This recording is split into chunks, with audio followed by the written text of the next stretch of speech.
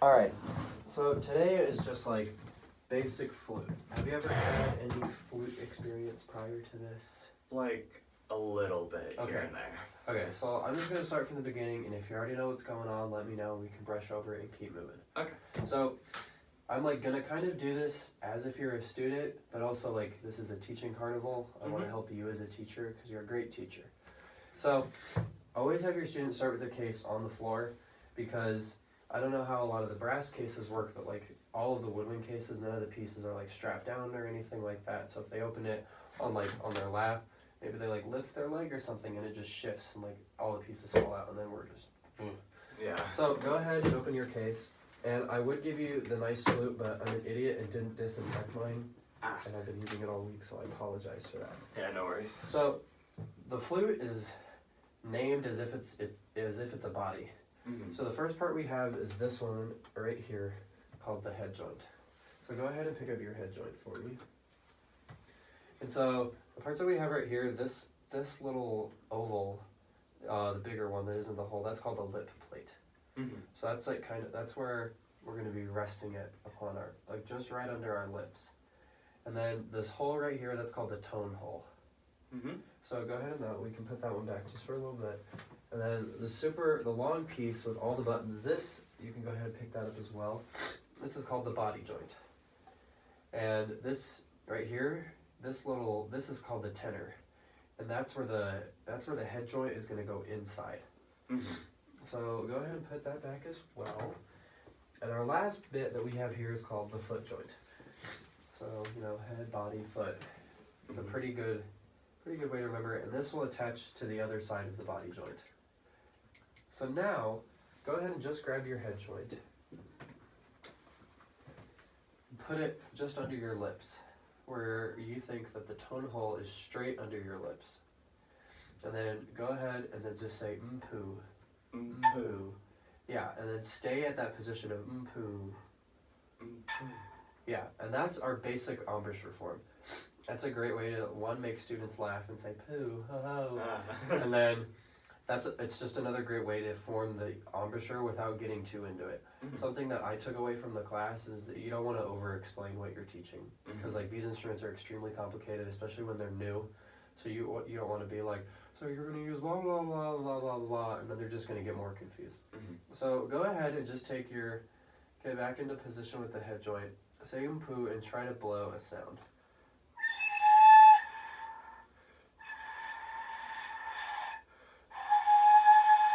Yeah. So do you see? So I noticed you were kind of adjusting it this way. That's really smart. Mm-hmm. One thing that you want to pay attention for, and it's different for every person, is that the amount of tone hole that your lip might touch and cover. Do you kind of see what I'm looking at? Oh yeah, I see what you mean. Yeah. That's going to be different for everybody. Like mine is like, for some reason, a lot. Yeah, there it is. And if you blow really fast air, you should be able to try to get an even higher pitch. Yeah, nice. Now, let's go ahead and put this instrument together. All right. So go ahead and you already have your head joint, and go ahead and grab your body joint. And so do you see how you have this like little logo? Mm-hmm. That's not actually going to line up with your tone. Oh, right. So, other way, you had it correct. Oh, I did. Yeah, oh, I just meant like they're not going to be like totally like synced up like that. What you want to line up is that these buttons, these keys, are actually going to line up with the tone hole. Mm. So if you stick it in, might be just a little stiff. Yeah, make sure you twist and don't just jam it in there. And then if you just look down with one eye and you try to adjust and put the tone hole in line with the keys.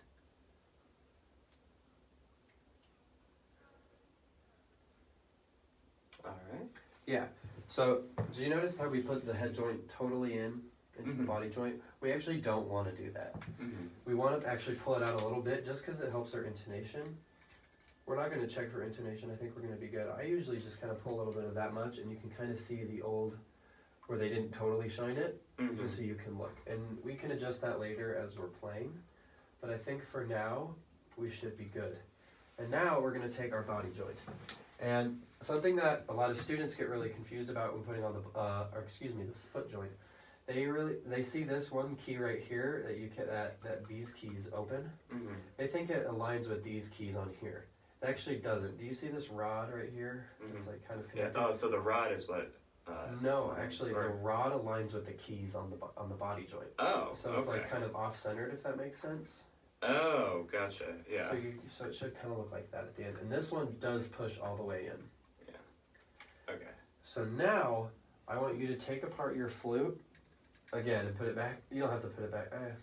You can either put it on the floor or back in the case. Yeah. Might as well just put it in the case. Yeah, and then talk me through how to put it through. Talk me through how to put it together with all the names and things that I just taught you. Okay. So you're gonna take the head joint Mm-hmm. first and foremost. You have that. Then you take the body joint. Yes. All right.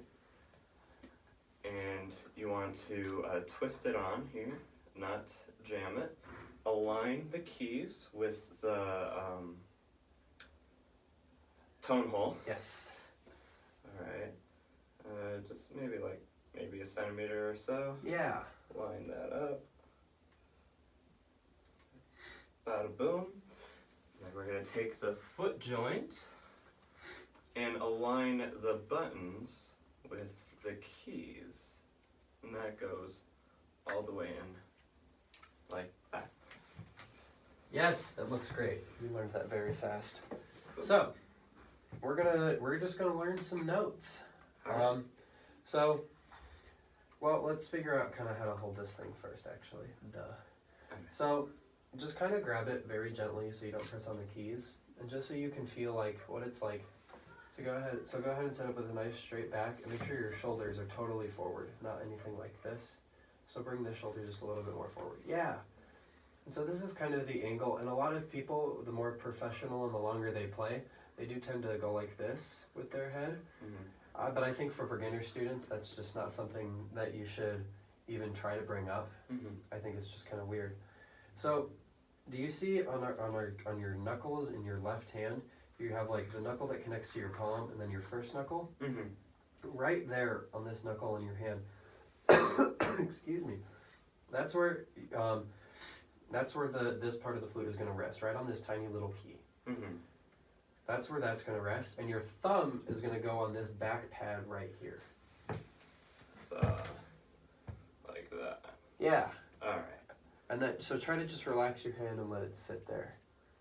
Does that make sense? Mm-hmm. Yeah, and then your, oh my goodness, jiggity. Yeah.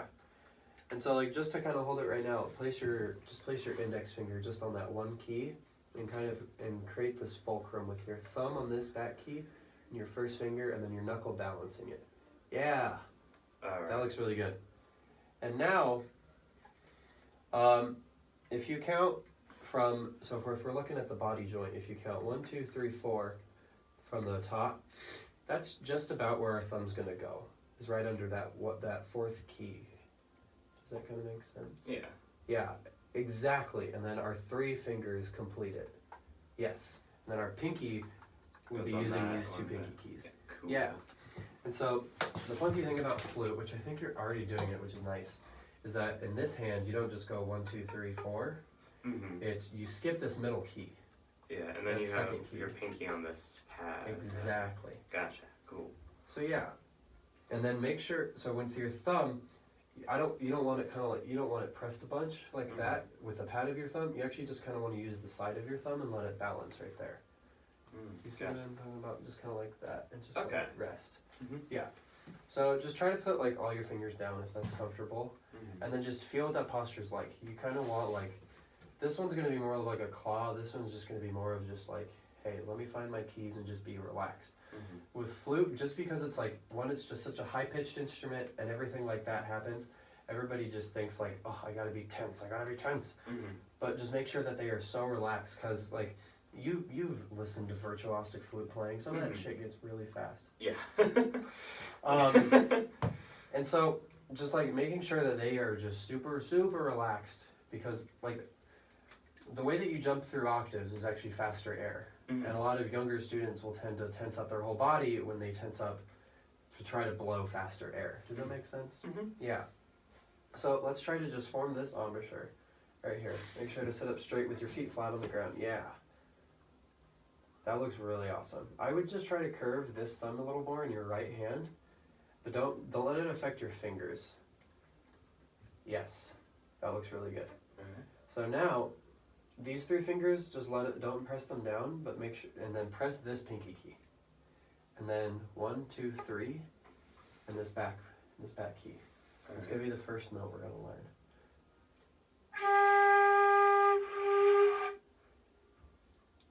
No, you're good.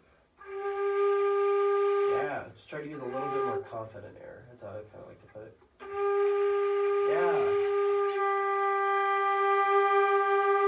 And that is a G. Yeah.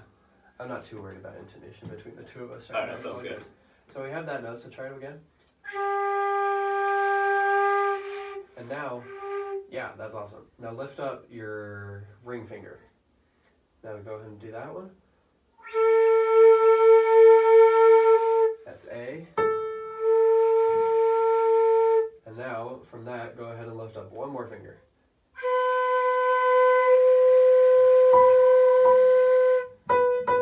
And that's B. And now, the note that I hate fingering the most is C. And to play C, you just lift up and you only have your back thumb and your pinky playing. It's like kind of risky and it works on your balance a lot. So you go ahead and try that note too. Yeah, it's going to require just a little bit more air going straight forward. Yeah. And so the funny thing about flute is that a lot of people think that your air just kind of goes straight in, but your air kind of splits into 2, or at least it should for like good flute playing.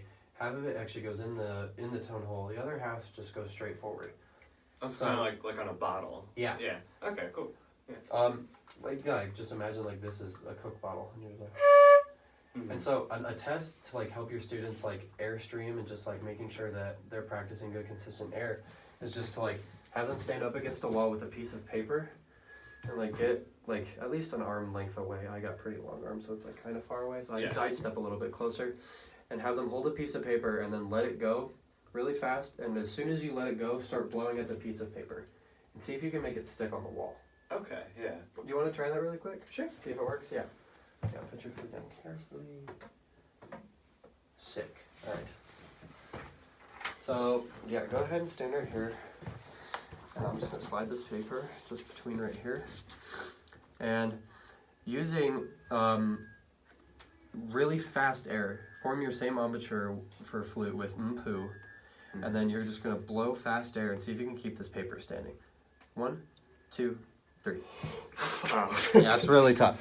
You can do the hand thing, so you can time yourself. You got it. So try blowing at the paper, then letting it go. Maybe that'll work just a little bit better. It happens for a little bit though, right? Yeah. So I think that's a really good thing to just check your students out. And just be like, hey, what's your hair looking like there, Jake? Okay, yeah. And try that. So let's go ahead and review those notes that we just learned, those 4 notes, right? 1, 2, 3, 4. Yeah. So go ahead and show me G, which was the first note that we learned. Yes.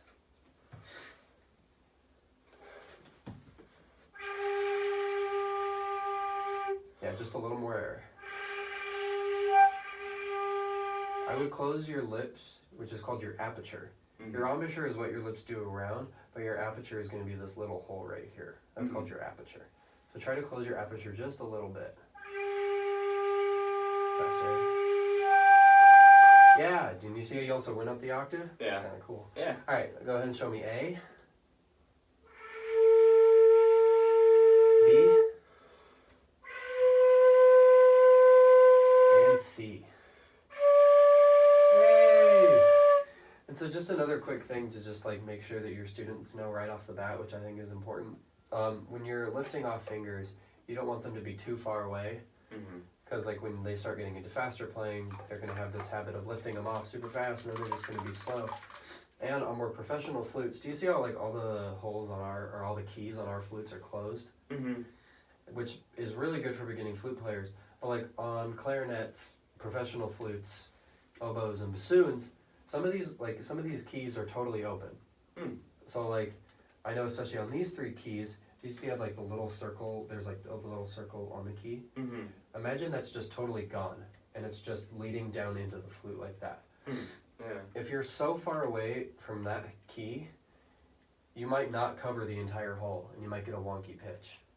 I see. So keeping that totally close, like you don't even have to lift them off at all really, you just kind of have to kind of let them touch it, and then just press down. Does that make sense? Mm-hmm. Okay. Yeah. So now we're going to learn a little song, which I hope you know it.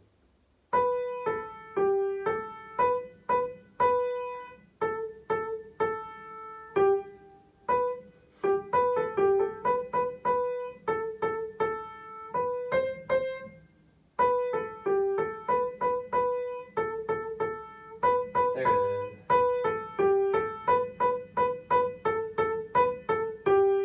We're not going to take it that fast.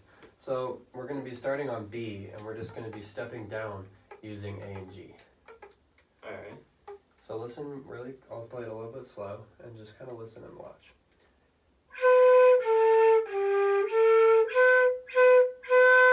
Can we play that much together? Go on B, A, G, A, B, B, B. 1, 2, ready, go.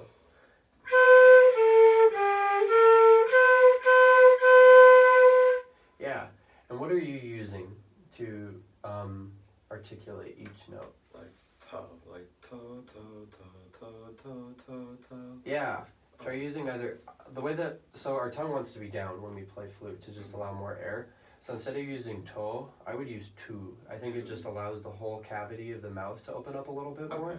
Okay. So go ahead and try that, and you're right in using your tongue instead of your air, trying to just go.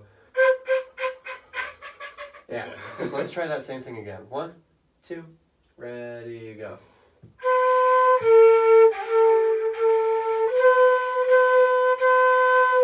Yeah, and keep going if you think you know it.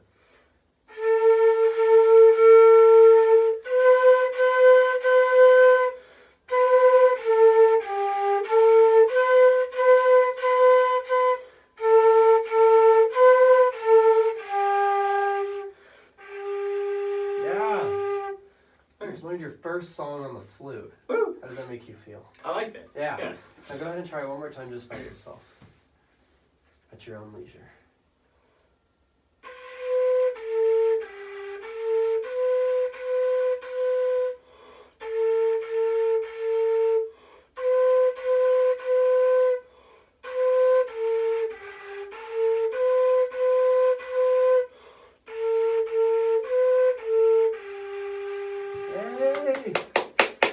Dude, that's really impressive. Cool. Yeah. Yeah, I mean, I know you're already a wind player and you know how to do a lot of that stuff, but like flute is totally different than French horn. It really is. But yeah, and then so, I don't know if you've already got the Woodwind Methods book, but I'm sure you can find it all online. Finding the fingerings to all the notes on the flute. Mm-hmm. So I think one thing we can try to just to kind of introduce you to more, and you kind of already did it. Go ahead and just play the G that we were playing earlier.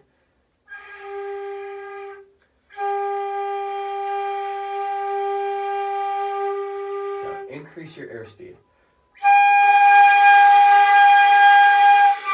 Now increase your airspeed even more. Yeah. The way the airspeed works is that you're going to play the low G, then the high G, and then you actually go up a fifth. So you're always going octave, octave, fifth. And it's totally different. Like, none of the other woodwind instruments use airspeed entirely to change the note. Like on the oboe, there's like an octave key with your airspeed. But on flute, it's just solely based on airspeed. And then the higher up you get, the fingerings do kind of change a little bit. But yeah, that's your first day of flute. And now we're going to talk about how to take it apart and clean it properly. Okay. Unfortunately, I don't have, and neither do you, is a cleaning swab. But do you see this little, mine's plastic, yours is metal. We just have this little cleaning rod. what you'll do is you'll just stick like a cloth microfiber just swab that you can buy at a normal music store. You'll stick it in here, and you'll take the head joint off, and you'll just run it through. And the reason we clean off our instrument, because most people don't realize there is a lot of moisture that goes into your flute when you play. I don't know if you noticed, but when I play, you're going to see some condensation right here, right on the tone hole. Do you see any? Just a little. Oh, yeah, I do see it, yeah. So, like, half the condensation's going out of the flute, and that's how I know my air's working. And the other half, you can look inside your flute, and you can see it's condensated in there. That's another way to test if your air's working. So when we swab it out, we want to get all the waters. We don't want it to get all gunky, all that kind of stuff with gunked instruments. So we'll do that, and then you just put that back. And now, to take apart the flute, you'd make sure, when you don't want to like squeeze all the keys down because you don't want to bend anything. I always like to start kind of in the same-ish order. I don't like taking off the foot joint first. I actually like taking off the head joint first. So go ahead and twist your head joint off very carefully. Try not to squeeze too hard and break any of the keys. Yeah, and then go ahead and put that back in the case. Yeah. And then you can usually grab right here. Flute, they like made the instrument so that you have places to grab it and take it apart carefully. So let's go and then take apart the foot joint as carefully as you did the head joint, which was awesome. Oops. It took me so long to figure out the correct position of the foot joint in the case. And then go ahead and put your body joint away.